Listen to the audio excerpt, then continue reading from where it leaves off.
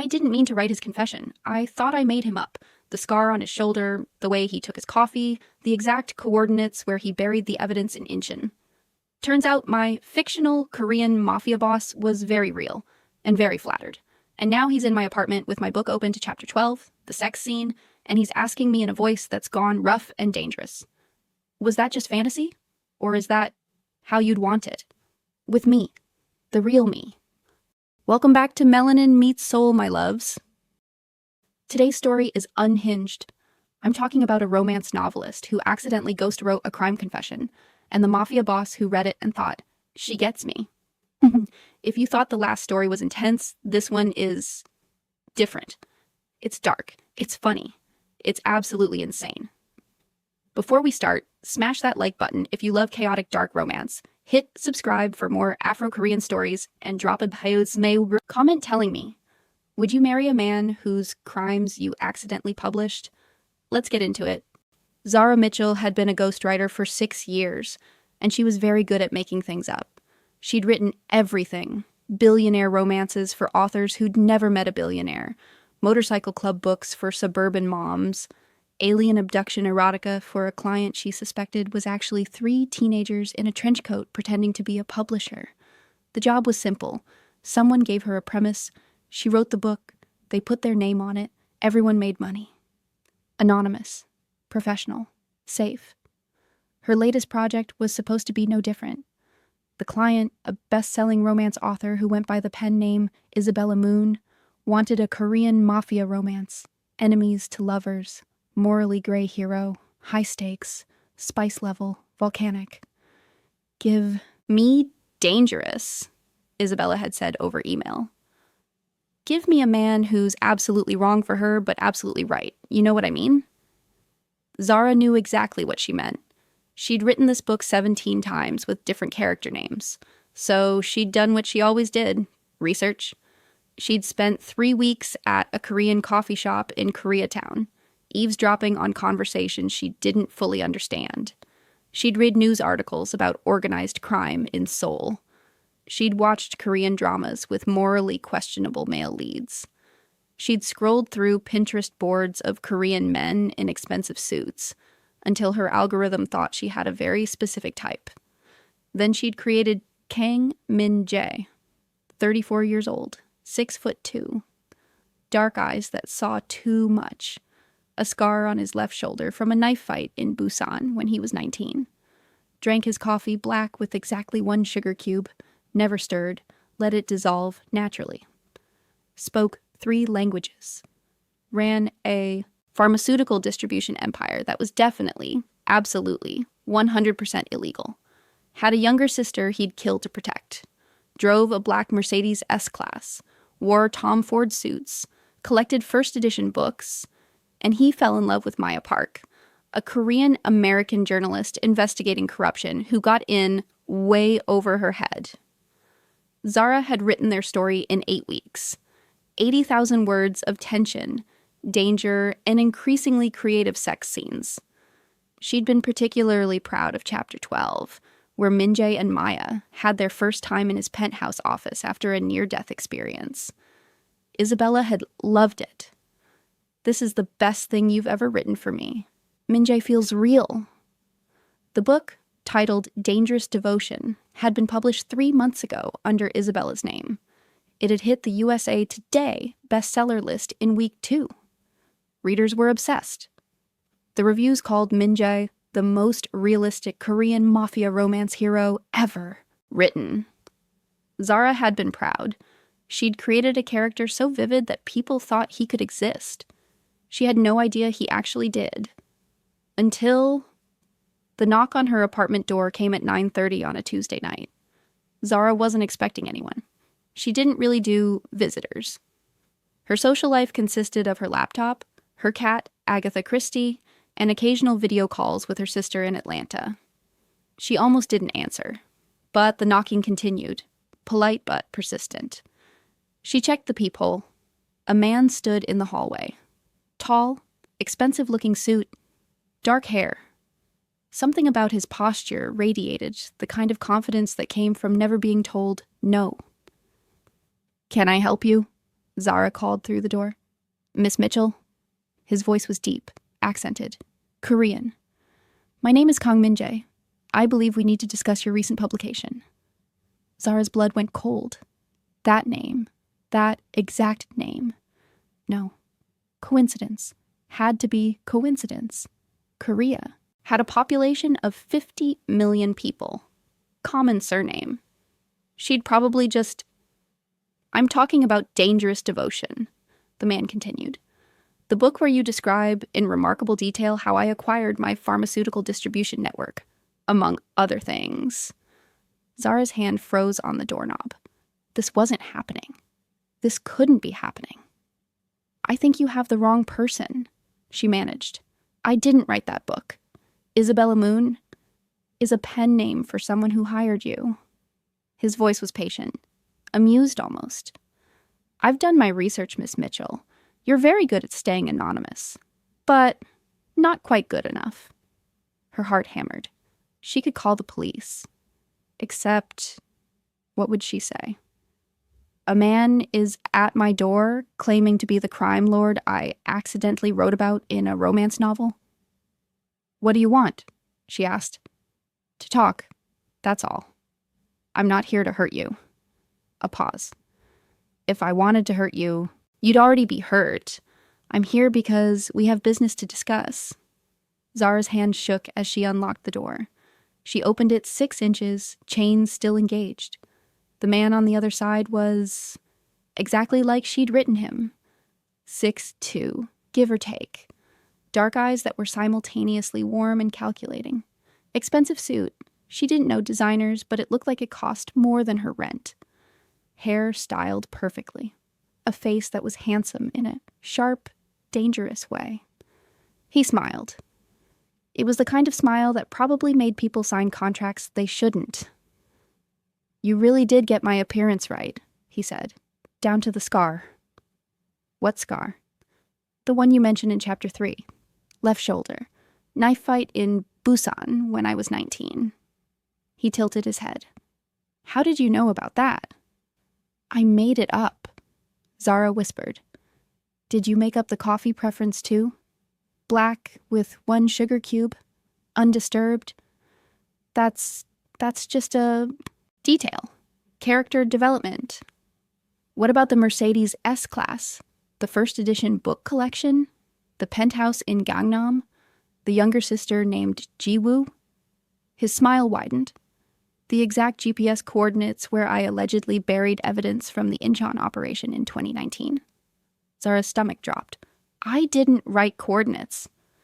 Chapter 7. Maya finds them in his desk drawer. 37.4 Fiao 30 Grau N, 126.7052 degram E. Ring a bell? Oh God, she had written that. She'd literally Googled random coordinates near Incheon and picked ones that looked good. That's just coincidence, she said weakly. Miss Mitchell. Kang Min-jae's voice was gentle, terrifying in its gentleness. You wrote my life. My actual life. With accuracy that would make prosecutors weep with joy. The only thing you changed was the love story. He paused. Well, and some of the sex scenes. Though I'm curious where you got those ideas. Zara's face burned. I have a very active imagination. Clearly. He looked at the door chain.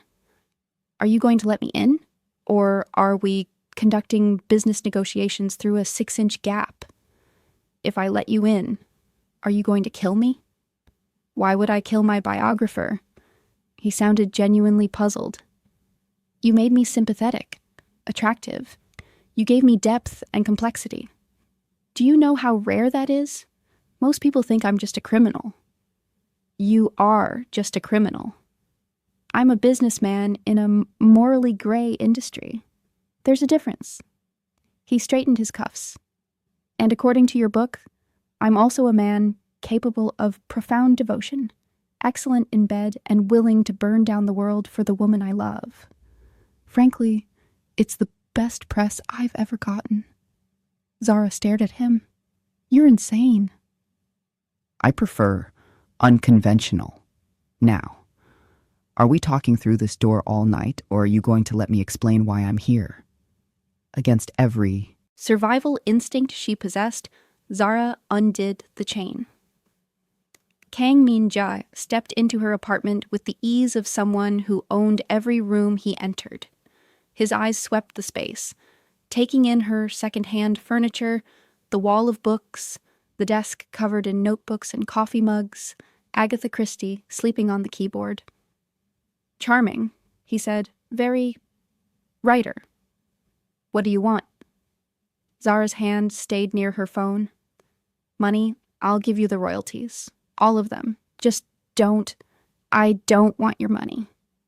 He picked up her copy of Dangerous Devotion from the coffee table, the one with Isabella Moon's name on the cover and Zara's words inside. "I want to discuss intellectual property rights." "Intellectual property? You wrote my story without permission.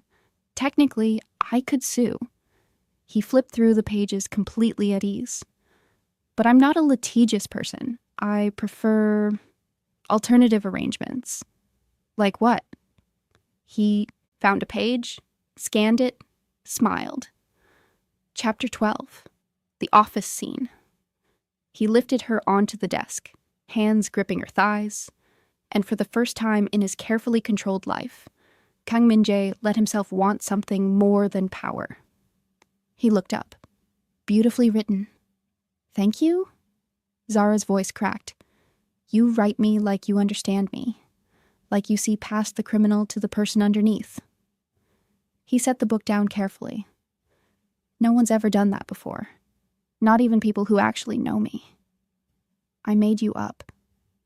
You made up a version of me that's more honest than I've been with myself." His dark eyes held hers. "That's a gift, Miss Mitchell. And gifts deserve compensation." I said you can have the money. I don't want money. He stepped closer. "I want you to keep writing me." Zara's back hit the wall. "What?" The book ends with Min-jae and Maya together. Happy, integrated, but it's "Fiction." His voice was soft, dangerous. "I want you to write the real story, my story, with the real ending." "I don't understand." "You will." He pulled something from his jacket, a folded paper. "This is a contract. You'll write 3 more books about me. 1 per year. Same quality, same depth, same intimate understanding. And if I refuse, then I'll have to assume you're not interested in keeping those coordinates fictional." His smile was pleasant, terrifying. It would be unfortunate if prosecutors got their hands on a book that just happens to describe several unsolved crimes with suspicious accuracy. People might have questions. Zara's blood iced. "You're blackmailing me." "I'm offering you a commission. Very well paid, with excellent job security." He unfolded the contract. 3 books, exclusive rights to my story. In exchange, I ensure no legal complications arise from your extremely accurate research. This is insane. This is business. He held out a pen. Expensive. Probably cost more than her laptop. Sign and we have an arrangement. Refuse and things get complicated for both of us. Zara looked at the contract, at the man who'd stepped out of her imagination and into her living room, at the impossible situation she'd written herself into. "Why?" she asked. "Why do you care what some ghostwriter thinks of you?" Something flickered in his eyes. Something almost vulnerable. "Because you're the only person who's ever seen me as more than a criminal or a commodity," he said quietly. "In your book, I'm complex. Flawed, but trying. Dangerous, but capable of love. You made me human. You are human. Most people don't think so." He stepped back, giving her space. Professional distance. "I'm offering you a job, Miss Mitchell. Write my story, the real one. Help me understand myself the way you understood this character. And if I write something you don't like, then we discuss it. Like collaborators." He smiled. "I promise not to kill you over bad reviews." That's not reassuring. It's the best I can offer. He checked his watch. Patek Philippe, she noticed. Just like in the book. You have until Friday to decide. Sign the contract and leave it with the barista at that Korean coffee shop you like, the one where you did your research. He moved toward the door, then paused. For what it's worth, Chapter 12 was my favorite too, he said. The emotional vulnerability combined with the physical intensity. You have a gift for writing intimacy. Then he was gone. Zara stood in her apartment, contract in shaking hands, and tried to process what had just happened. She'd written a character so accurately that the real person, the real crime lord, had shown up to commission more books. This was insane.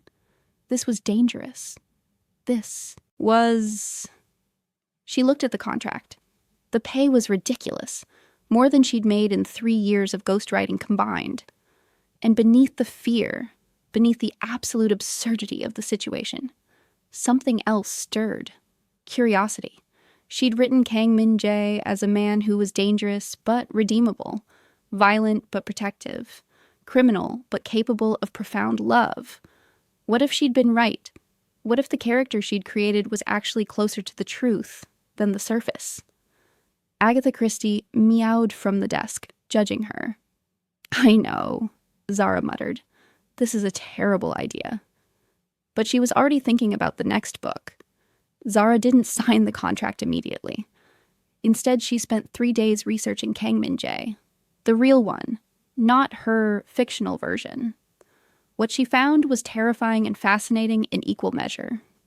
He existed in the gray areas of public record. No criminal convictions, just alleged connections to pharmaceutical distribution, networks that operated in legal loopholes. He owned legitimate businesses, import, export, real estate, a chain of high-end Korean restaurants. But the rumors, the whispers in Korean language forums she ran through translation software, the way certain articles about organized crime mentioned his name but never had enough evidence to print accusations. He was exactly what she'd written, a crime lord who'd learned to operate in the spaces between legal and illegal. The scar was real. The sister was real. The Mercedes S-Class appeared in paparazzi photos from Seoul nightclub openings. She'd somehow, impossibly, written a real person. By Friday, Zara had made her decision. She left the signed contract with the barista at the Korean coffee shop, a young woman named Hana, who didn't ask questions, just smiled knowingly when Zara requested it be given to the tall man in the expensive suit. Then she went home and started outlining Book 2. She expected another visit. A formal business meeting. Lawyers, maybe. What she got was a delivery. Saturday morning, a courier arrived with a package. Inside, a brand new laptop, top of the line, the kind actual professional writers used, and a note in elegant handwriting. For your research, the password is the page number where Min-jae first kisses Maya. KMJ. Zara opened the laptop. The desktop background was a photo of a Korean cityscape at night. Beautiful, probably Seoul. The only folder on the desktop was labeled Research Materials. She opened it. Inside were documents, hundreds of them. Financial records, business correspondence, photographs, meeting notes, a complete history of Kang Min-jae's empire, organized chronologically. This was a confession, an actual, detailed confession. There was another note in the folder. You wanted accuracy. Here's the truth. Write it well. KMJ.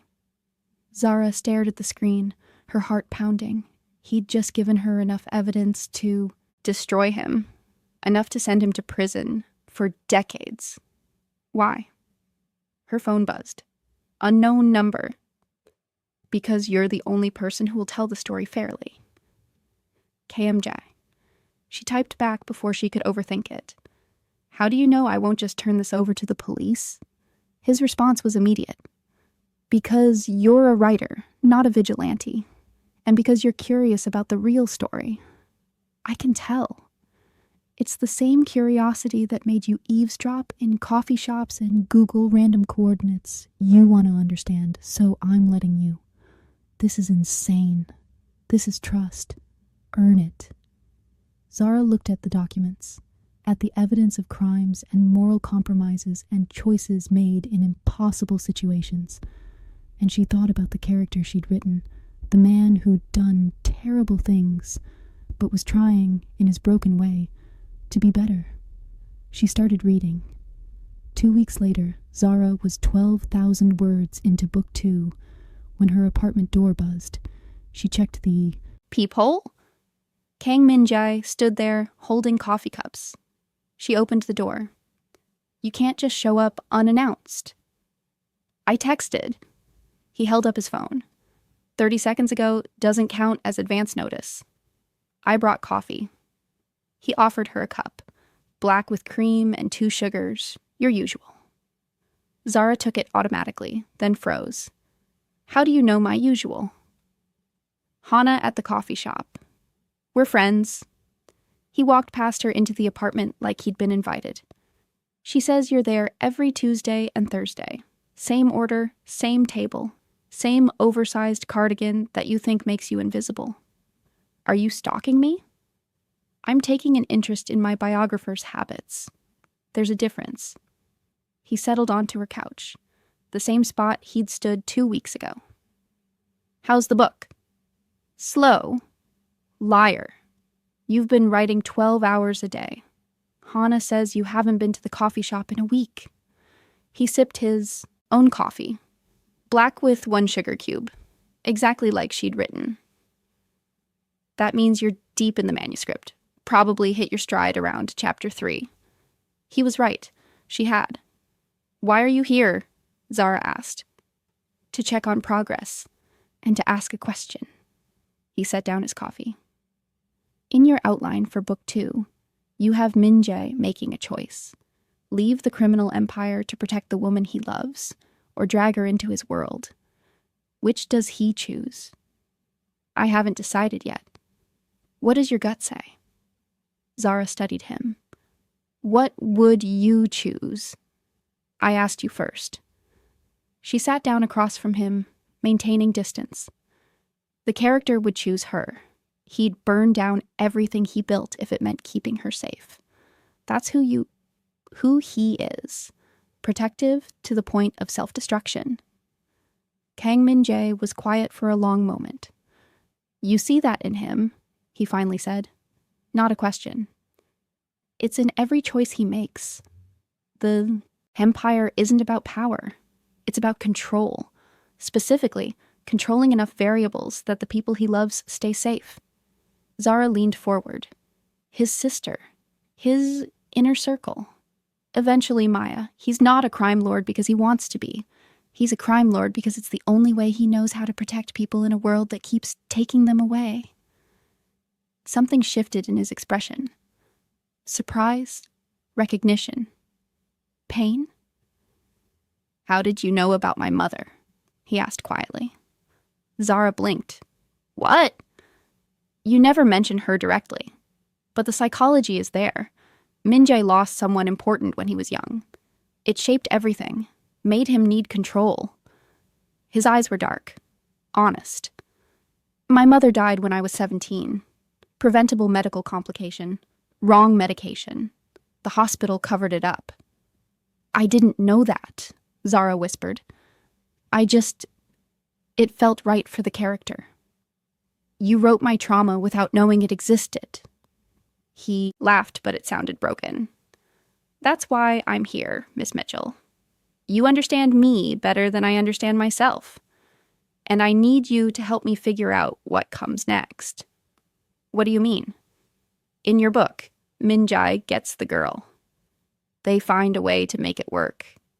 She accepts him. He becomes better for her. He met her eyes. Does that ending exist in real life? I don't know. I'm a writer, not a prophet. But you have instincts about people, about psychology, about what makes someone redeemable versus irredeemable. He leaned forward. Am I the hero of this story, Zara? Or the villain pretending to have a redemption arc? The use of her first name sent electricity down her spine. I think, she said carefully, that you're a person who's made terrible choices in impossible circumstances, and you're trying to figure out if you can be something other than what you've built. Can I? I don't know. Can you? They stared at each other across her cheap coffee table, and Zara realized with creeping horror that this had stopped being about a book. This was real.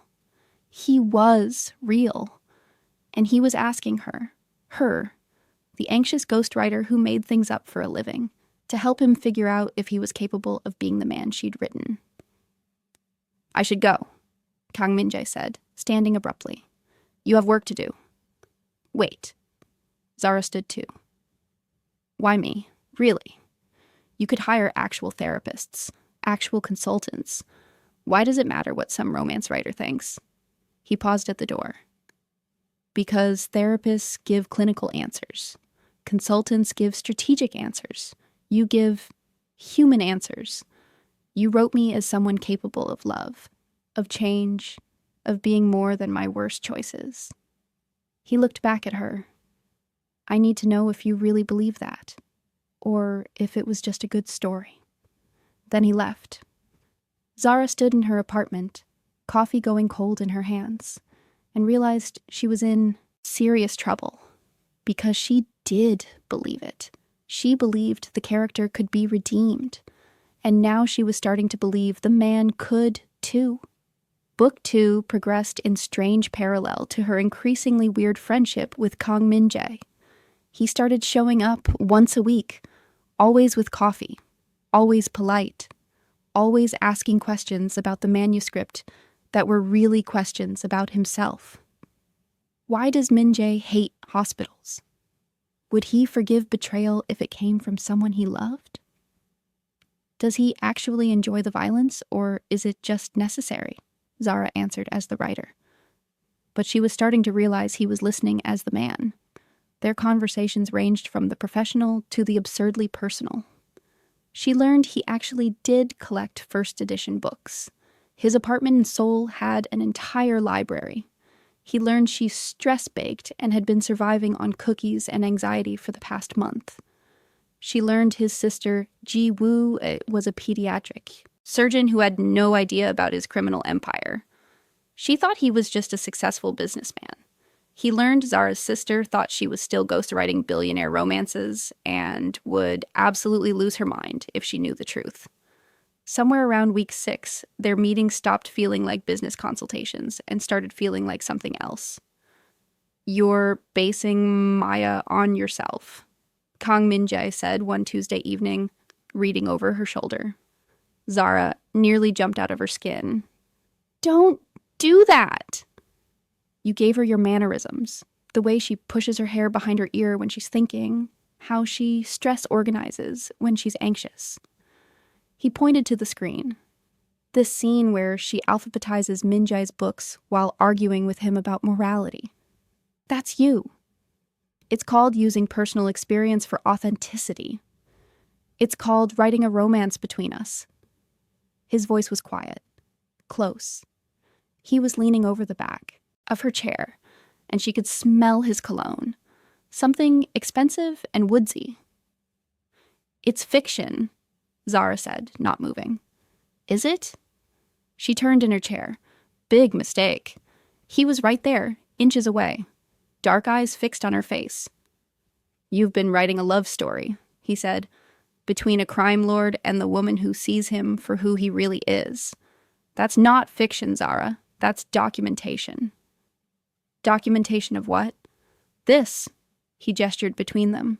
Whatever this is becoming. This is a professional relationship, author and subject. You don't look at me like a subject. His hand came up, fingers brushing her jaw in a gesture that was painfully familiar because she'd written it. Chapter 8. Min-jae touching Maya's face for the first time. You look at me like I'm human, flawed, redeemable. You are human. Most people don't think so. I'm not most people. I know. His thumb traced her cheekbone. You're the woman who wrote me into existence. The woman who understands my psychology better than trained professionals. The woman who makes me want to be the character instead of the reality. Zara's breath caught. Min-jae. In chapter 12, he interrupted. Min-jae tells Maya that she's the only person who's ever made him want to be better. That loving her feels like finally breathing after years of suffocating. His eyes were intense, vulnerable. Did you make that up? Or did you somehow know? Know what? That you'd be that person for me. The words hung between them. Dangerous. True. Zara should pull away. Should maintain professional distance. Should remember this man was a criminal who'd blackmailed her into writing for him. Instead, she heard herself whisper, "What are we doing?" "I don't know," he admitted. "But I can't stop coming here. Can't stop asking you questions. Can't stop wanting you to see me the way you write me. I see you exactly as you are." That's the problem. His hand slid to the back of her neck, cradling her head with a gentleness that contradicted everything he was supposed to be. You see all of it. The violence and the vulnerability. The crimes and the reasons. And you're still here. Where else would I be? Running. Most people run. I'm not most people, she repeated. No. His forehead touched hers. You're the woman who accidentally wrote my confession and somehow made it sound like a love story. You're extraordinary. Then he kissed her. It was nothing like she'd written. In the book, Min-jae and Maya's first kiss was desperate and hungry and explosive. This was soft, questioning, a confession in physical form. Zara kissed him back before her brain could engage, her hands fisted in his expensive shirt, Tom Ford probably, just like in the book, and pulled him closer. He made a sound low in his throat and deepened the kiss. His other hand found her waist, thumb brushing the strip of skin where her shirt had ridden up. This was insane. This was dangerous. This was exactly what she'd been writing for 12 chapters. When they finally broke apart, both breathing hard, Kang Min-jae rested his forehead against hers. This complicates things, he said. Understatement. I should go. Probably. Neither moved. Zara. Her name and his voice sounded like prayer and profanity all at once. If we do this, if we cross this line, there's no going back. You'll be involved in my world, in my life. It's dangerous. I'm already involved. You saw to that, with the blackmail. That was business. This is... He pulled back enough to meet her eyes. This is real. And I don't do real well. I'm much better at calculated and controlled. Lucky for you, I write emotional arcs for a living. She managed a shaky smile. I can help you figure out the messy parts. You shouldn't have to. Maybe I want to. Something shifted in his expression. Hope, fear, want. Chapter 12, he said quietly. Was that just fantasy? Or is that how you'd want... Don't finish that question if you're not ready for the answer. His eyes darkened. I'm ready. Then yes. Zara's face burned, but she held his gaze. That's how I'd want it. With you. The real you. Not the character. Kang Min-jae's control visibly cracked. His hand tightened on her waist. His jaw clenched. He looked at her like she was something precious and dangerous all at once. I should definitely go, he said, voice rough. You keep saying that. Because if I stay, I'm going to recreate Chapter 12 right here in your apartment. He stepped back, deliberately putting distance between them. And you deserve better than me losing control. Because you're the first person to ever really see me. What if I don't want you to have control? Zara. Her name was a warning and a plea. Don't. Don't what? Don't want you? Don't acknowledge that this stopped being about books weeks ago. Don't admit that I've been writing our story this whole time? Yes, all of that. He grabbed his jacket from her couch. Because I'm not the hero, Zara. I'm the morally gray love interest who probably gets you killed by association.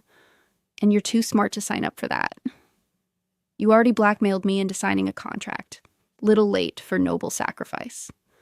He laughed, sharp and pained. Fair point. At the door, he paused. For the record, he said without turning around, Chapter 12 was my favorite because it was the first time someone wrote me as capable of tenderness, of putting someone else first, of being gentle. He looked back at her. No one's ever seen that in me before. Maybe because you've never let anyone close enough to see it. Maybe. He straightened his jacket, professional mask sliding back into place. Send me the next 3 chapters when they're done. I'll have feedback. Then he was gone. Zara stood in her apartment, lips still tingling, heart still racing, and tried to process what had just happened. She'd kissed the crime lord she'd accidentally written into existence, and it had felt like coming home. Agatha Christie meowed judgmentally from the desk. I know, Zara muttered. I'm in so much trouble. But she was already opening her manuscript. Chapter 13 needed a rewrite. Because she'd gotten the kiss wrong, the reality was so much better. 3 chapters later, Zara got his feedback. It arrived via courier. A package containing printed manuscript pages absolutely covered in notes. Most were editorial. Professional. Maya wouldn't use this phrase. Too modern. The geography here is wrong. Gangnam doesn't have that kind of waterfront. This fight scene needs work. No one breaks a wrist that easily. But scattered throughout were personal notes, vulnerable ones. Next to the scene where Min-jae admitted he was afraid of becoming his father. Yes, this. Exactly, this. Next to Maya telling Min-jae he was more than his worst choices. Do you really believe this? Next to the sex scene in Chapter 13, the rewritten one based on their kiss. You rewrote this. Why? At the bottom of the last page, in his elegant handwriting. Chapter 13 is better now, more honest. But you made Min-jae too gentle. I'm not that gentle. Below that, in different ink, like he'd added it later. Unless I'm with you, then maybe I am. KMJ. Zara stared at the note, heart pounding. This was a confession. He was falling, and so was she. Her phone buzzed. Did you get the edits? KMJ? Yes. Very thorough. I'm a perfectionist. I noticed. Question about your note on Chapter 13. Which one? The one where you admitted to being gentle with me. A long pause. Then, can we pretend I didn't write that? No. Why not? Because I'm writing this into the book. Maya needs to hear it. Maya is fictional. So was Min-jae until he showed up at my door. Another pause. Longer this time. Are we still talking about the book? I don't know. Are we? I think we stopped talking about the book when I kissed you. Zara's breath caught. That was you losing control, remember? Best mistake I ever made. It wasn't a mistake. Zara. Yes. I'm trying very hard to be honorable here. To give you space. To not show up at your apartment and finish what we started. What if I don't want space? Then I'm coming over. Zara looked at her apartment, at her manuscript, at the evidence of weeks of him slowly becoming part of her life. Doors unlocked. She waited. 23 minutes. Later, she counted. Her door opened.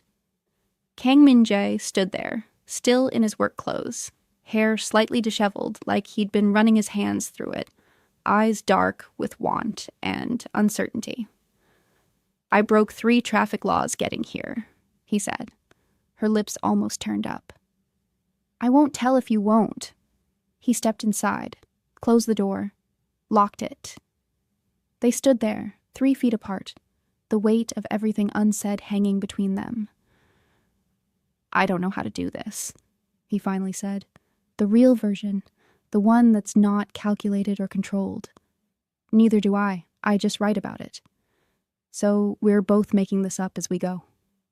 Apparently. He crossed the distance, slowly, giving her time to change her mind, to run, to remember all the reasons this was a terrible idea. Zara didn't move. When he reached her, his hands came up to frame her face. Gentle, just like she'd written. Tell me this isn't just research, he said, quietly. Tell me you feel this too. I feel it, she whispered. I've felt it since you showed up quoting my own book at me, since you trusted me with your truth, since you started looking at me like I matter. You do matter, more than you should. There's no should in this. No, he agreed. There really isn't. He kissed her again, less questioning this time, more certain. His hands slid into her hair, destroying the messy bun she'd shoved it into hours ago, and angled her head exactly how he wanted. Zara's hands found his chest. The expensive shirt, she could feel his heart pounding beneath the fabric. Fast, real. He was nervous. The revelation made her bold. She pushed his jacket off his shoulders. It fell to the floor, probably cost more than her couch, and neither of them cared. Zara. Her name was breathless, warning.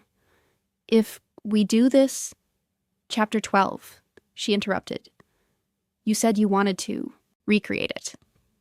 His eyes went dark. Dangerous. I did. So do I.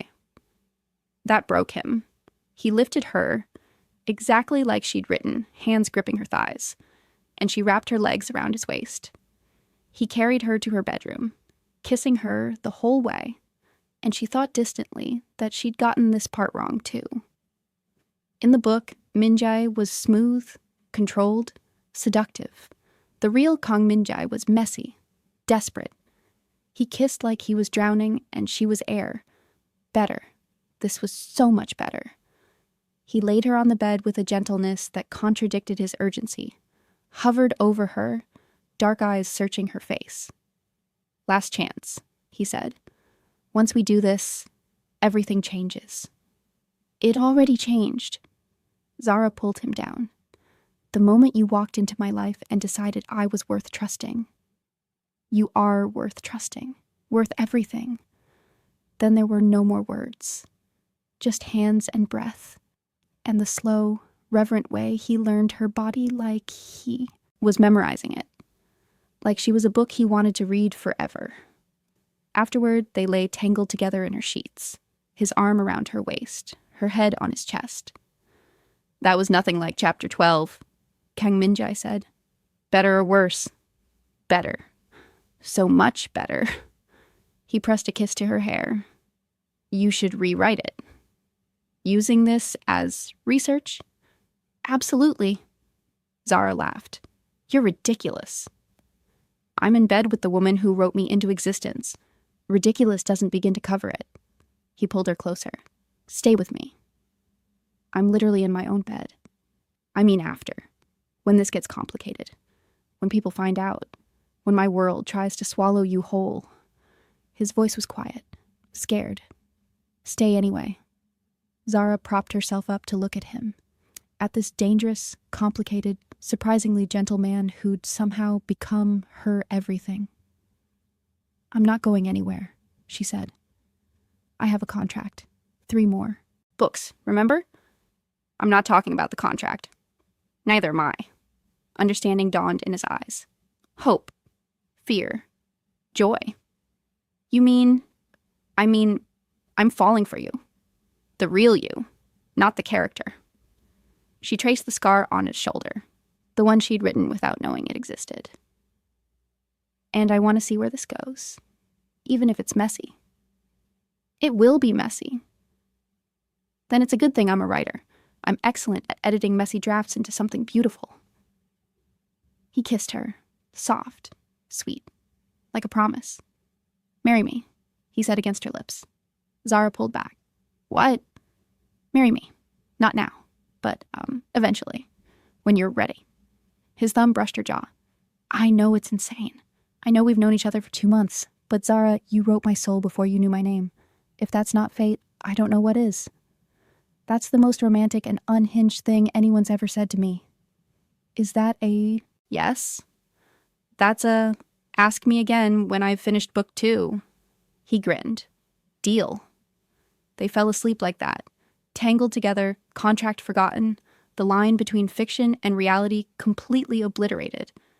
And in the morning, Zara woke up to find him still there, still real, still hers. She opened her laptop and started a new document. Book 3. The Wedding. Agatha Christie jumped onto the bed and settled against Kang Min-jae's side. He absently scratched her ears, still asleep. Even the cat approved. Zara smiled and started typing. Once upon a time, a writer made up a man. Then the man found her. Then they made each other real. It was the truest thing she'd ever written. 3 months after that first night, Zara moved into Kang Min-jae's penthouse. Not permanently, not officially. But her toothbrush lived in his bathroom, her coffee mugs cluttered his pristine kitchen, and Agatha Christie had claimed his expensive leather chair as her kingdom. It felt domestic, normal, like they were just a couple navigating new relationship territory. Except one of them ran a criminal empire, and the other was writing about it. Book 3 was nearly finished. The writing was different this time, more personal, more honest. She wasn't creating a character anymore. She was documenting a relationship. Their relationship. Min-jae read every chapter as she finished it, gave feedback, asked questions. Would I really say this? Does this feel true? Am I this gentle in real life? The answer was always yes. She'd stopped thinking about the original contract, the 3 books she owed him for his silence about the accidental accuracy of book 1. Somewhere along the way, it had stopped being blackmail and started being collaboration, partnership, love. Everything was compartmentalized, manageable, safe. Until the morning she woke up to find Min-jae's sister, Ji-woo, sitting in the kitchen. You must be Zara, the woman said pleasantly. She looked exactly like Min-jae had described. Late 20s, elegant, warm eyes. A pediatric surgeon who thought her brother was just a successful businessman. I'm Ji-woo. I've heard so much about you. Zara's brain short-circuited. Min-jae didn't say you were visiting. He doesn't know. I wanted to surprise him. Ji-woo smiled. And meet the woman who's made him disgustingly happy. He talks about you constantly. He does. It's nauseating. Very out of character. Ji-woo poured coffee like she owned the place. He's in the shower. I let myself in. Perks of having a key. Zara tried to act normal. Tried not to think about the manuscript on her laptop. The detailed descriptions of Min-jae's criminal network. The evidence sitting in her cloud drive. So, Ji-woo said, settling at the counter. What do you do? Appa said you're a writer. Ghostwriter. Romance. Novels. Oh, fun! Anything I'd have read? Zara's stomach nodded. Probably not. I use pen names. It's complicated. I bet. Ji-woo's eyes were sharp. Assessing. You know what's interesting? I Googled you. Barely anything comes up, like you don't exist online. Warning bells rang in Zara's head. I'm private. Or careful. Ji-woo sipped her coffee. Which is smart, given who you're dating. The temperature in the room dropped. I don't know what you mean, Zara said carefully. Don't you? Ji-woo set down her cup.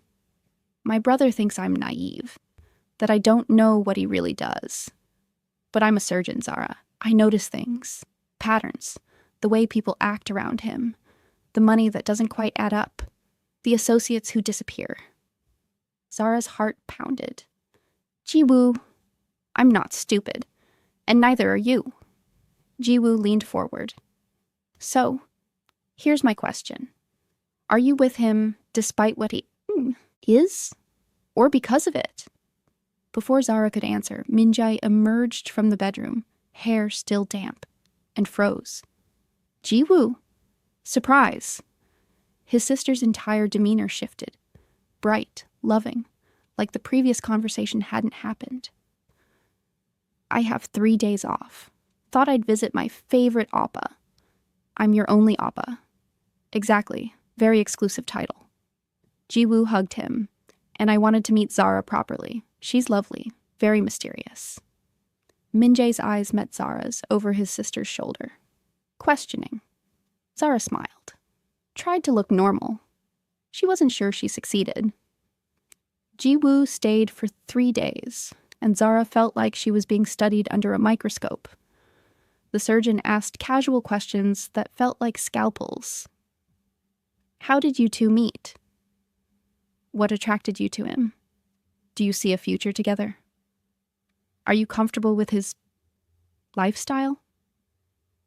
That last one came during dinner on the second night. Min-jae had stepped away to take a call. Business, always business, leaving them alone. His lifestyle? Zara repeated. The late nights, the secrecy, the danger. Ji-woo's eyes were kind but relentless. I love my brother, but I'm not blind to who he is. The question is whether you are. I see him clearly. Do you? Ji-woo set down her wine glass. Or do you see what you want to see? Because those are very different things. Before Zara could respond, Min-jae returned. Work emergency, he said, kissing the top of Zara's head. I need to go out. 2 hours, maybe 3. At 9 p.m., Ji-woo raised an eyebrow. Pharmaceutical distribution doesn't sleep. His smile was easy, practiced, the same one he used with outsiders. Zara hated that she could tell the difference now, between his real smile and his business smile. After he left, Ji-woo looked at Zara for a long moment. He's different with you, she finally said. Softer, more human. Whatever you're doing, it's good for him.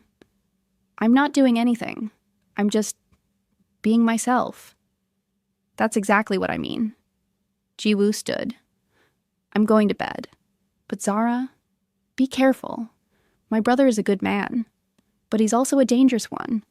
And sometimes people get caught in the crossfire without meaning to. Zara sat alone in the penthouse, surrounded by expensive furniture and evidence of the life she'd built with Min-jae, and felt the first crack in her foundation. Because Ji-woo was right, she wasn't being herself. She was being the version of herself that Min-jae needed, and she was writing it all down for profit. The truth started unraveling 3 weeks later, at a book launch party Zara never should have attended. Isabella Moon, the author whose name was on Dangerous Devotion, was celebrating the sequel announcement. The publisher had organized an exclusive event at an upscale Seoul hotel. Zara wasn't supposed to be there. Ghostwriter stayed invisible, but Isabella had insisted. You're in Seoul for research anyway, right? Come as my guest. Anonymous. No one will know you wrote it. Min-jae had encouraged her to go. You should celebrate your work, even if you can't take public credit. So Zara went. She wore a simple black dress, kept to the edges of the room, watched Isabella charm readers and critics and journalists. Everything was fine until a man approached her at the bar. 50s? Expensive suit? Cold eyes? He looked familiar, but Zara couldn't place him. Zara Mitchell, he said. Not a question. Her blood iced. I'm sorry, do I know you? Not yet, but I know you. He sipped his drink. I'm Choi Dae-jung. I run a consulting firm. We've been interested in your work. Choi. The name rang warning bells. Min-jae had mentioned a Choi, rival organization. Old grudges. Dangerous. I'm just a guest, Zara said, not the author. No, you're the ghostwriter, the one who wrote that remarkably accurate book about Kang Min-jae's empire. His smile was sharp. Did you really think we wouldn't notice? Zara's heart stopped. I don't know what you're talking about. Chapter 7. The Incheon Coordinates. Chapter 9. The hospital cover-up that killed his mother. Chapter 11. The pharmaceutical supply chain through Busan. Choi leaned closer. You didn't make those up, Miss Mitchell. You documented them. With evidence-level detail. It's fiction. It's a confession in novel form, and we've been very curious about your sources. His eyes were cold, calculating. Especially since you started sleeping with the man you're writing about. Terror locked Zara's throat. Here's what's going to happen, Choi continued pleasantly. You're going to give me everything you have. Every document, every piece of research, every file Kang Min-jae was stupid enough to share with you. And in exchange, I won't tell him the truth. What truth? That you knew exactly who he was before he ever knocked on your door. Choi smiled. Did you really think we wouldn't investigate? We've seen the search history, Miss Mitchell. 6 months before Dangerous Devotion was published, you were researching Kang Min-jae specifically. By name, cross-referencing criminal databases, news articles, court records. The room tilted. You targeted him, Choi said. Wrote a book designed to smoke him out. Made yourself irresistible bait. And he fell for it completely. Gave you everything. Access, evidence, trust, even love. Choi's laugh was cruel. It's brilliant, really. The perfect long con. That's not... Didn't you? Choi pulled out his phone, showed her screenshots, her search history, her browser tabs, dates and times from 8 months ago, before Min-jae had ever contacted her, before she'd accidentally, in quotes, written his life. The evidence was damning, undeniable. And the worst part? It was true. Zara had researched him, specifically, deliberately. And all of this, every single part of it being an accident, it had all been a lie. 2 days, Choi said. Bring me the files. Or I tell Kang Min-jae that the woman he loves is actually a journalist running the longest undercover operation in Seoul's history. I'm not a journalist, aren't you? You infiltrated his life, gained his trust, documented his crimes. What else would you call it? Choi straightened his jacket. 2 days, Miss Mitchell. Choose wisely. He disappeared into the crowd. Zara stood at the bar, surrounded by people celebrating a book she'd written, and tried to remember how to breathe. Because Choi was right. She had researched Min-jae. Before the book. Before everything. She'd been looking for an authentic criminal to base her character on. Had found news articles about alleged crime lord Kang Min-jae. Had thought he'd make the perfect inspiration. Had written him so accurately that he'd found her. Except now she couldn't remember. Had she wanted him to find her? Had some part of her known this would happen? Had she manipulated him from the beginning? Zara grabbed her phone with shaking hands. She needed to talk to Min-jae, needed to explain, her phone buzzed. Text from an unknown number. Tell him yourself, or I will. CDJ attached was a video file. Zara's thumb hovered over it. She knew she shouldn't watch, knew it would make everything worse. She opened it anyway. The video was surveillance footage, dated 8 months ago. It showed Zara in a coffee shop, the same one where she'd done research. She was on her laptop. The camera angle showed her screen. She was Googling Kang Min-jae Criminal Empire Seoul. Then Kang Min-jae Pharmaceutical Distribution Network. Then Kang Min-jae sister Ji-woo Surgeon. Every detail she'd later put in the book. Every detail she'd claimed she made up. The video continued, showed her taking notes, making character sketches that looked exactly like Min-jae, writing detailed backstory that matched his real life. The timestamp was 6 months before the book was published, 2 months before Min-jae had ever contacted her. Zara closed the video, felt her world collapse, because there it was, undeniable proof that she'd lied. To Min-jae, to herself, to everyone. She'd known, she'd always known, and she'd fallen in love anyway. Zara didn't go home that night.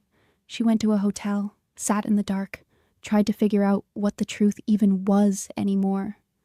Had she targeted Min-jae deliberately? Or had she just been doing research that spiraled out of control? Had she wanted him to find her? Or had that been an accident? Had she manipulated him into falling? For her? Or had that been real? She didn't know anymore. Her phone rang. Min-jae. She didn't answer. He called again, and again. Finally, he texted. Where are you? Ji-woo said you went to a book event, but you're not home. I'm worried. I'm fine. Just need some space. Space from what? Did something happen? I just need to think. Zara, you're scaring me. Talk to me. I can't. Not yet. Did I do something wrong? The question broke her. No. You didn't do anything wrong. I did. What does that mean? It means I need to figure some things out before I see you. Figure what out? She stared at the phone, at the cursor blinking, at the impossible question. How did you tell someone you loved that you might have been lying from the beginning? How did you explain that you didn't know anymore where the manipulation ended and the real feelings began? I'll call you tomorrow. I promise. She turned off her phone before he could respond, and spent the night trying to remember who she'd been before she wrote Kang Min-jae into existence. She avoided him for 2 days. 2 days of ignored calls and vague texts and excuses about needing to focus on the manuscript. 2 days of Choi's deadline ticking closer. 2 days of trying to figure out what the truth was. On the third morning, someone knocked on her hotel room door. Not Min-jae's knock. Too hesitant. Zara checked the peephole. Ji-woo. She opened the door. He's losing his mind, Ji-woo said without preamble. Won't eat. Barely sleeps. Keeps checking his phone like you're going to text that you're leaving him. She pushed past Zara into the room. What happened? I can't explain. Try. Zara looked at this woman, this surgeon who'd seen through both of them from the beginning, and felt something crack. I lied, she whispered. About everything. Ji-woo's expression didn't change. I know. You... what? I've known. Since I met you.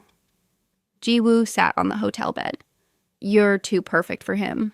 Too understanding. Too accepting of what he is. Real people don't fall in love with crime lords and just adapt. They run or they try to fix them or they use them. She tilted her head. Which are you? I don't know anymore. Then figure it out.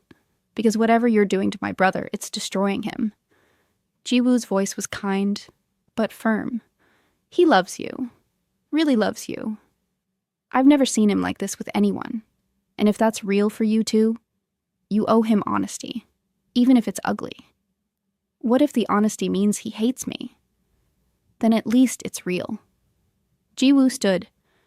You know what I think? I think you did research him. I think you did target him, consciously or not. But I also think you fell in love for real somewhere along the way. And now you're terrified because you can't remember where the lie ended and the truth began. It was so accurate that Zara couldn't breathe. The question isn't whether you manipulated him at first, Ji-woo continued. The question is what you choose now. Do you keep lying? Or do you trust that what you built is real enough to survive the truth? He'll never forgive me. Maybe not, but he deserves the chance to decide that himself. Ji-woo moved toward the door. You have until tonight. After that, I'm telling him where you are, because watching him suffer not knowing is worse than watching him break knowing. She left. Zara sat in the silent hotel room and made her choice. She went to the penthouse at 7 p.m. Min-jae was in his office. She could hear him on a call. Business, always business. His voice sharp and controlled. He sounded tired. Zara waited in the living room. Agatha Christie wound around her ankles, purring. The cat, at least, was happy to see her. 20 minutes later, Min-jae emerged. He looked awful. Dark circles under his eyes, hair disheveled like he'd been running his hands through it, shirt wrinkled. When he saw her, relief crashed across his face. "Zara!" He crossed to her in 3 strides, pulled her into his arms, held her like she might disappear. "Where have you been? What happened? Are you okay?" She let herself have this moment. Let herself feel his arms around her. Breathe in his cologne. Memorize the way he held her, because it might be the last time. "I need to tell you something," she said against his chest. "Okay." His hand stroked her hair. "Whatever it is, we'll figure it out. You might not want to figure it out after you hear it." He pulled back enough to see her face. "Zara, you're scaring me. What's going on?" She stepped out of his arms. Put distance between them. Needed distance for this. "The book," she said, "Dangerous Devotion. I didn't accidentally write your life." "I know. You researched. I researched. You, specifically. By name. Before I ever wrote a word." Zara's voice shook. "I found articles about alleged crime lord Kang Min-jae. Thought you'd make perfect inspiration for a character.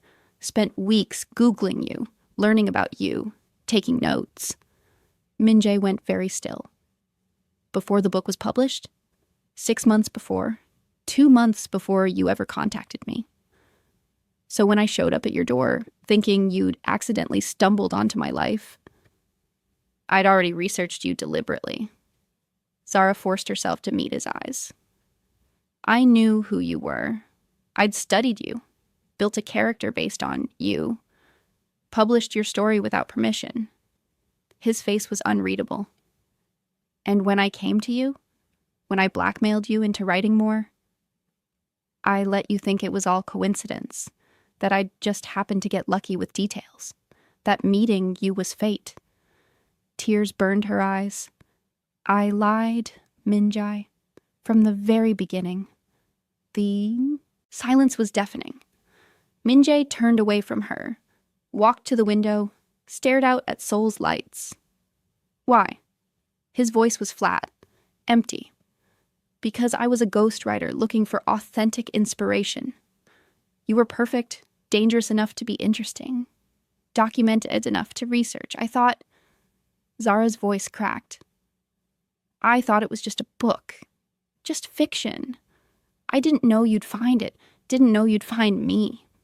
Didn't you?" He turned. His eyes were cold. Stranger's eyes. "You wrote me so accurately that I couldn't not notice. You put in details only someone who researched me would know.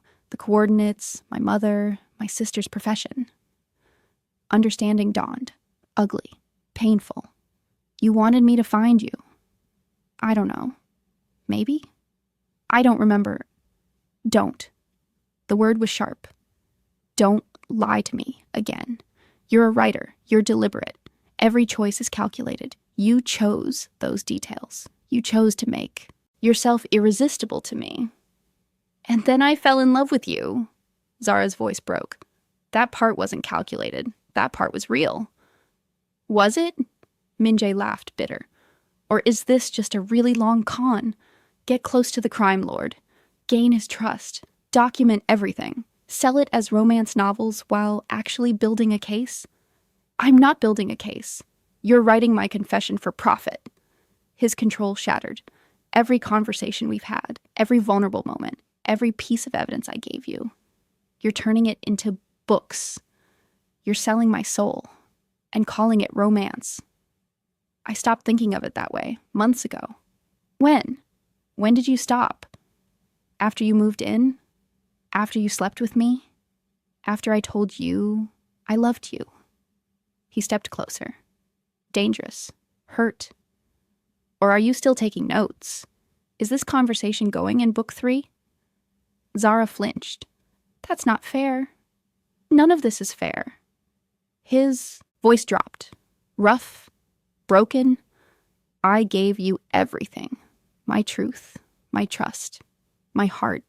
I showed you every part of me. The violence, the trauma, the desperate need to be seen as human. And you were researching me the whole time. Not the whole time. The love is real. The U.S. is real. How would I know? The question was devastating in its simplicity. How would I know what's real when you've been lying from the start? When every word out of your mouth might be dialogue you're testing? When every moment we share might end up in a chapter? Zara couldn't answer, because he was right. How could he trust anything now? There's more, she whispered. His jaw clenched. Of course there is. Choi Dae-jung approached me. He has evidence. Surveillance footage of me researching you. He wants all your files. All the evidence you gave me. He threatened to tell you everything if I didn't comply. When? 2 days ago, at the book launch. And you've been hiding for 2 days instead of telling me. Min-jae's laugh was hollow. Did you give him the files? No, I came to tell you myself. How noble. The sarcasm cut deep. The woman who's been lying to me for 8 months finally decides honesty matters. I know I don't deserve forgiveness. You don't. He moved past her toward his office. You need to leave. Min-jae, leave, Zara. He stopped in the doorway. Didn't turn around. Take your things, take your research, take your goddamn books. Just leave. Please, let me explain. There's nothing to explain. He spun. The pain in his eyes was unbearable. You used me. You wrote me like I was a character instead of a person. You made me fall in love with you while documenting my crimes for publication. You betrayed every piece of trust I gave you. I fell in love with you too. No. His voice broke. You fell in love with the character. The version of me you created. The man who was redeemable and gentle and capable of change. You don't love me. You love who you wrote me to be. That's not true, isn't it? He stepped closer. Close enough that she could see the tears he was fighting. Tell me honestly, Zara. If I wasn't the man in your book, if I was just a criminal with no depth, no redemption arc, no tragic backstory, would you still love me? She opened her mouth, closed it, because she didn't know, and her hesitation was answer enough. That's what I thought. Min-jae's voice was empty, hollow. Get out. Please, get out. He turned away. Before I do something we'll both regret. Go. Zara grabbed her laptop, her bag, her coat. Agatha Christie meowed from the couch. Take the cat, Min-jae said without turning around. She's yours anyway. Zara gathered Agatha Christie, walked to the door, paused. For what it's worth, she whispered. I do love you. The real you, not the character. And I'm sorry I made you doubt that. Loving someone means being honest with them. His voice was broken, destroyed. You were never honest, so maybe you don't know what love actually means. The words shattered something in her chest. Zara left. The elevator ride down felt like descending into hell. And when she stepped out into Seoul's night, surrounded by people and lights and life, she'd never felt more alone. 3 days passed. Zara stayed in the hotel. Didn't eat, barely slept. Just sat with her laptop and the weight of what she'd destroyed. Choi's deadline came and went. She didn't give him the files. Didn't care what he did with the truth anymore. Min-jae already knew. The damage was done. On the 4th day, her phone rang. Unknown number. Miss Mitchell. Choi's voice was pleasant, deadly. You missed our appointment. I told him. Myself. I know. I have eyes everywhere. He sounded amused. Did you really think honesty would fix this? That confessing would make him forgive you? I didn't do it for forgiveness. I did it because he deserved the truth. How noble, and how convenient that the truth destroyed him completely. Choi's voice turned cold. Here's what happens now. Since you didn't give me the files voluntarily, I'm taking them. And I'm taking Kang Min-jae down with them. What?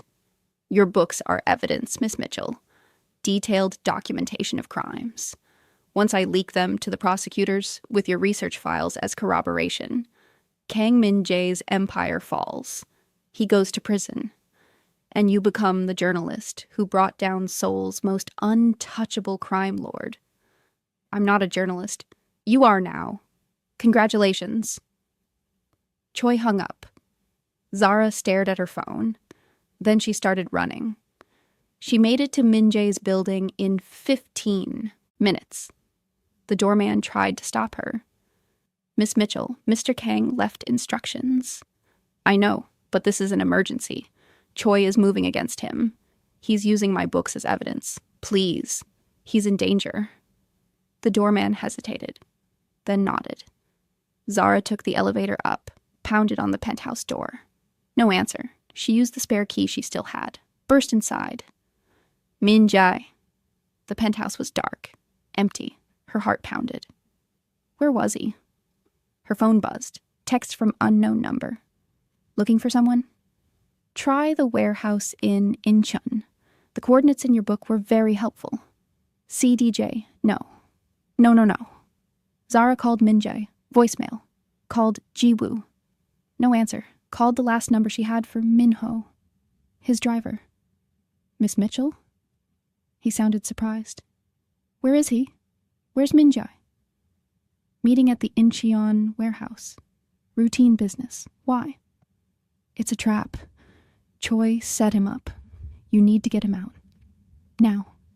How do you... Because... I gave Choi the coordinates without meaning to. In the book. He's using my research too. Zara's voice broke. Please, you have to get him out. I'm 20 minutes away. I'll call him. He won't answer me. He might not answer anyone. Just go. She hung up. Called a car. Typed the Incheon coordinates into the GPS. The ones she'd made up. The ones that were very, very real. The warehouse was exactly like she'd described in the book. Industrial. Isolated. The kind of place where bad things happened and no one heard. Zara arrived to chaos. Cars everywhere, men in dark suits, flashing lights, police. Her heart stopped. She ran toward the warehouse. Someone grabbed her arm. Ma'am, you can't... I'm with Kang Min-jae. Where is he? The officer's expression was grim. Inside. But you really don't want... Zara yanked free. Ran. Inside. The warehouse was a disaster. Overturned crates. Evidence of a fight. Blood on the concrete. And in the center, surrounded by prosecutors and police, Kang Min-jae. In handcuffs. His eyes met hers across the warehouse. The look on his face destroyed her. Betrayal. Pain. Rage. But also concern. Like even now. Even after everything. He was worried about her. Zara Mitchell? A woman in a prosecutor's badge approached. We need to ask you some questions. About what? About your books and your relationship with Kang Min-jae. The prosecutor held up a copy of Dangerous Devotion. This contains detailed descriptions of criminal activity that matches evidence we've just recovered from this warehouse. We need to know how you knew. She researched publicly available information. Min-jae's voice cut through the warehouse. The books are fiction, creative license. She has nothing to do with any of this. That's not what Choi Dae-jung says. He claims she was your accomplice. That you fed her information to publish as fiction as a way to hide it in plain sight. Choi is lying to save himself. Min-jae's eyes never left Zara's. She's a writer, not a criminal. Let her go. We have evidence. Your evidence is a romance novel. Min-jae's voice was ice. Written by a ghostwriter doing research. If you arrest every novelist who writes about crime, you'll need bigger prisons. The prosecutor looked between them. You're protecting her. I'm stating facts. His jaw clenched. Charge me with whatever you want, but she walks. Min-jae, don't... Zara started. Don't. He looked at her, really looked at her. You wanted to know if you loved the real me or the character. Here's your answer. The real me protects people even when they've destroyed him, even when they've used him, even when they don't deserve it. His voice broke. So go, before I can't protect you anymore. Zara's tears fell freely. I'm not leaving you. You already did. His smile was devastating. 3 days ago. This is just making it official. Police started moving him toward the exit. Zara tried to follow. Another officer stopped her. Ma'am, you need to come with us. Questions about the books. I wrote them, Zara shouted. Everyone turned. I researched Kang Min-jae. I targeted him deliberately. I wrote his life without permission. If anyone's guilty of something, it's me, not him.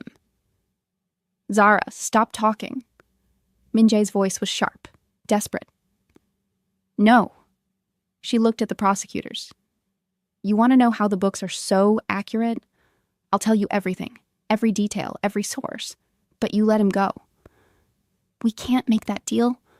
Then you don't get my cooperation. And without me, those books are just fiction. You have no proof they're based on real events. No proof any of it is true. Zara's voice was steady.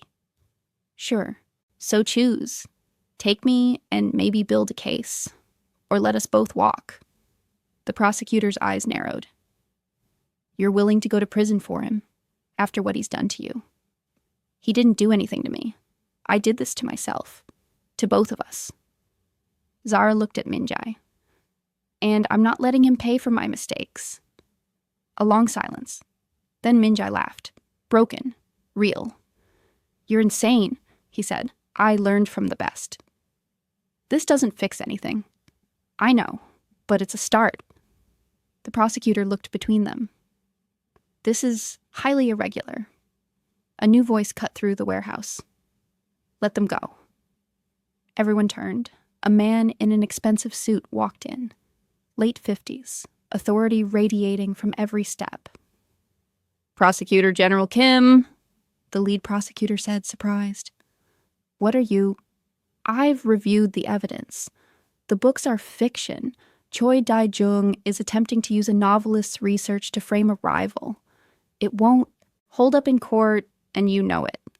He looked at Min-jae. Release him. Sir, that's an order. The handcuffs came off. Min-jae rubbed his wrists, eyes on the prosecutor general. Who sent you?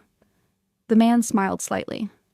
Someone who believes in second chances, and someone who's read the books. They're quite good. He walked away without another word. The prosecutor looked furious but defeated. You're free to go. Both of you. For now. Zara exhaled. Her legs nearly gave out. Min-jae caught her arm, steadied her. Can you walk? He asked quietly. I think so. Then let's get out of here before they change their minds. They walked out together, past the police, past the evidence, past everything. Outside, the night air was cold, clean. Min-jae's car was there, Min-ho behind the wheel. Home, boss? The driver asked. Min-jae looked at Zara. Do you have somewhere to go? The hotel. He nodded. Drop. Her at... I meant what I said in there, Zara interrupted. About not leaving. About this being a start. Zara. Her name sounded like pain. You don't owe me. I owe you the truth. The real truth. Not the one I convinced myself of. She turned to face him fully. I did research you. I did target you. But not for a book. For understanding. What? I was writing a character I couldn't figure out. A crime lord who was somehow sympathetic. Human. I kept hitting a wall because I couldn't understand how someone could do terrible things and still be redeemable. So I started researching real people. Found you. Started reading about you. Her voice shook. And the more I read, the more I realized you weren't a monster. You were a person making impossible choices. So I wrote that. Wrote the man I saw between the lines. That doesn't change. I know. It doesn't change that I invaded your privacy. That I wrote you without Permission. That I lied by omission. Zara stepped closer. But here's what's true. I didn't know you'd find the book. Didn't know you'd contact me. Didn't plan any of this. And when you did show up, when you gave me the choice to write more or face consequences, I chose to write more because I wanted to understand you better. You wanted material. I wanted you. The words hung in the cold air. The real you, not the character. By chapter 3 of book 2, I wasn't writing fiction anymore. I was writing us, our conversations, the way you made me feel, the way you challenged me. Tears streamed down her face. I fell in love with you the night you quoted chapter 12 back to me, when you looked at me like I'd given you something precious just by seeing you clearly. Min-jae's eyes glistened. You destroyed me. I know, and I'm sorry. I'm so sorry. Zara's voice broke. I should have told you about the research the moment I realized I was falling for you. I should have been honest. I should have trusted that what we had was strong enough to survive the truth. It wasn't. It could be. She reached for his hand. He didn't pull away.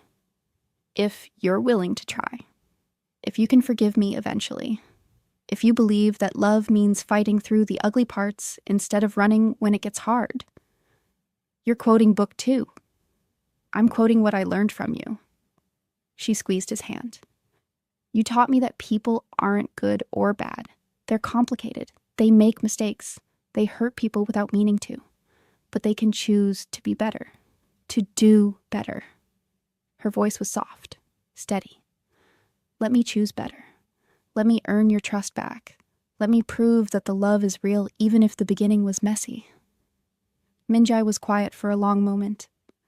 I don't know if I can, he finally said. Trust you again.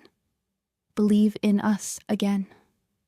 I know, but can you try? Why should I? Because you love me too. I saw it in that warehouse. You protected me even when you hated me. That's not the action of someone who's done. That's the action of someone who's hurt, but hoping. He laughed, broken. You analyze me even now. I'm a writer. It's what I do. Zara stepped closer. But I'm also a woman who loves you, who sees you, all of you. The crime lord and the brother and the man who reads romance novels in secret and brings me coffee and holds me like I'm precious. You could be lying. I could be. But I'm not. She looked up at him. And deep down, you know that. You know the difference between my lies and my truth. You've always known. Another long silence. Then Min-jae pulled his hand from hers. Zara's heart cracked, but he didn't walk away. Instead, he cupped her face, gently, like she was something breakable he was learning to hold again. If we do this, he said quietly, there are conditions. Anything. No more lies. Ever. I don't care how ugly the truth is. You tell me. I promise. No more writing about me without permission. If you want to use something from our life, you ask first. Agreed. And you have to understand that trust takes time. I can't just flip a switch and believe in us again. It's going to be hard. We're going to have setbacks. I'm going to doubt you. Probably often. I know. And I'll prove it every time. His thumb brushed her cheek. Why? Because you're worth it. Because what we have is worth it. Because I'd rather fight for us than walk away. Zara's hands covered his. I love you, Min-jae. The real you. The one who's hurt and angry and doesn't trust me. I love all of it. And I'll spend however long it takes proving that to you. You're either the bravest woman I've ever met, or the most foolish. Both. Definitely, both. He almost smiled. Ji-woo was right about you. What did she say? That you're chaos wrapped in good intentions. That you'd either destroy me or save me. Possibly both. His forehead touched hers. I think she was right. Which one am I doing right now? I don't know yet. He closed his eyes. Ask me in 6 months. That's fair. Zara. Her name was a warning and a prayer. If you hurt me again, I won't. You can't promise that. People hurt each other. That's what love is. Constant small wounds and choosing to heal together. His eyes opened. Dark. Honest. Afraid. Can you do that? Can you be that honest? That constant? I can try. That's all I can promise. That I'll try every day to be worthy of you. He kissed her. It wasn't like before. It wasn't desperate or passionate or hungry. It was careful, tentative, testing to see if they still fit. They did. Broken pieces, finding their edges, learning how to heal together. When they pulled apart, both had tears on their faces. I can't promise I forgive you, Min-jae said. Not yet. I know. And I can't promise this works. I know that too. But I can promise I'll try. For us.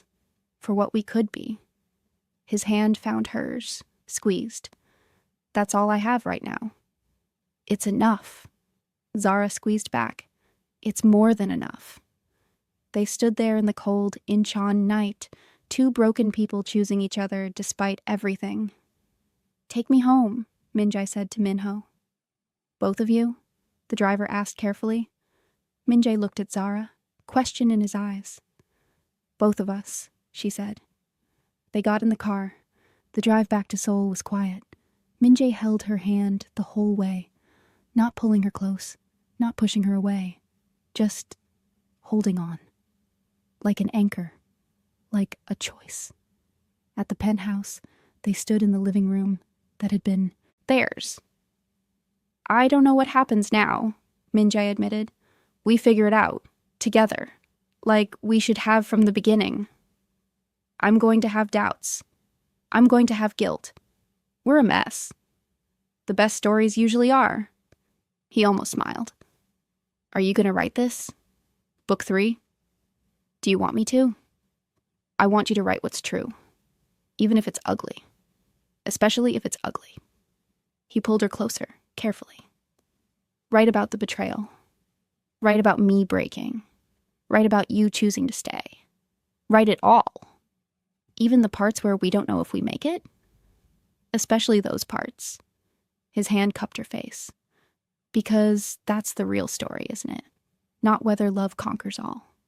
But whether it's worth fighting for even when it's hard. And is it? Zara asked quietly. Worth fighting for? Min-jae looked at her for a long moment, taking in her face, her honesty, her fear, and hope and desperate love. Ask me in 6 months, he said, but he kissed her, and that was answer enough. 6 months later, the apartment in Marais, their apartment now, officially, had floor-to-ceiling windows overlooking the Seine. Zara stood at those windows, coffee in hand, watching boats drift past. Behind her, Min-jae was on a call with Ji-woo, discussing something about her upcoming visit. His sister had become Zara's unexpected ally in the months since everything had fallen apart and slowly, painfully, started to come back together. She wants to know if you're still using her life for material, Min-jae said, hand over the phone. Only the parts she pre-approves. She says that's acceptable. It had become their routine. The honesty, the checking in, the constant, exhausting work of rebuilding trust. Some days were good. Min-jae would look at her and she'd see love uncomplicated by doubt. Some days were hard. He'd pull away. She'd see the question in his eyes. Are you being honest, or are you writing dialogue? But they kept choosing each other. Book 3 was finished. Dangerous devotion. Reclaimed. It was the most honest thing Zara had ever written. The betrayal. The break. The slow, imperfect healing. Critics were calling it brutally real and a masterpiece of flawed love. Min-jae had read every word before it was published. Had cried at chapter 17, where the characters finally forgave each other. "Is this what you want?" he'd asked. "This ending?" "I want whatever we build together, even if it doesn't look like a typical romance." "Good, because I'm not a typical romance hero." "You're better. You're real." The criminal empire was different now, too. Legitimate, mostly. Min-jae had used the Choi incident as an excuse to restructure, to find legal ways to do what he'd been doing in shadows. It wasn't perfect. Probably never would be. But it was honest. Min-jae ended his call and wrapped his arms around Zara from behind. "Ji-woo says she's proud of us," he said against her hair. "For what?" "For not giving up when it got hard. For choosing honesty over easy. For being disgustingly in love despite everything." Zara smiled. "We are pretty disgusting." "The worst." He kissed her temple. "I have something for you. If it's another first edition book, I'm running out of shelf space." "It's not a book." He pulled a small box from his pocket. Zara's breath caught. "Before you panic," Min-jae said quickly. "It's not what you think. Not yet. Maybe someday. But not yet." She turned in his arms. "Then what is it?" "A promise." He opened the box. Inside was a key. "To the house in Jeju, the one we looked at last month. I bought it. For us. A place that's just ours. No history. No lies. Just us building something new." Tears burned Zara's eyes. "Min-jae, you said you wanted to prove the love was real. That you'd fight for us." His hands framed her face. "I want to fight too. I want to build a life with you. Messy and imperfect and honest. I want to wake up next to you and not wonder if you're taking notes. I want to trust you completely. And I'm almost there." "Almost?" "Ask me tomorrow. I'll be closer." He smiled. Genuine. Real. The smile that transformed his whole face. "Ask me every day. Eventually, I'll get there. I'll ask you every day for the rest of our lives, if that's what it takes. That's what I'm counting on." He kissed her. Soft. "Sure. I love you, Zara Mitchell. The real you. The one who lied and fell in love anyway. The one who's choosing me every day, even when I make it hard. The one who writes our truth, even when it's ugly. I love you too. The real you. The one who forgave me when you didn't have to. The one who's learning to trust. Again. The one who sees me clearly and loves me anyway." They stood there as Paris turned gold around them, two imperfect people who'd found each other in the most complicated way possible. It wasn't a fairy tale ending. It was better. It was real. And that was enough. And that's where we leave them, my loves. Zara and Min-jae, the ghostwriter and the crime lord, the liar and the betrayed. Two people who destroyed each other and chose to rebuild anyway. This isn't a story about perfect love. It's about real love. The kind that survives betrayal because both people decide it's worth fighting for. The kind that requires daily honesty and constant work and choosing each other even when it's hard. Some of you are going to be mad that I didn't give you a perfect happy ending. That there's still doubt, still healing to do. Good. Because that's real life. Love isn't about finding someone perfect.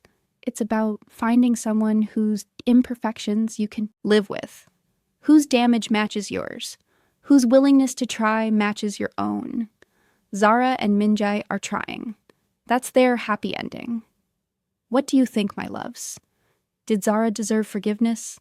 Did Min-jae make the right choice? Would you stay and fight or walk away and start over? Let me know in the comments. Smash that like button if this story broke you and put you back together.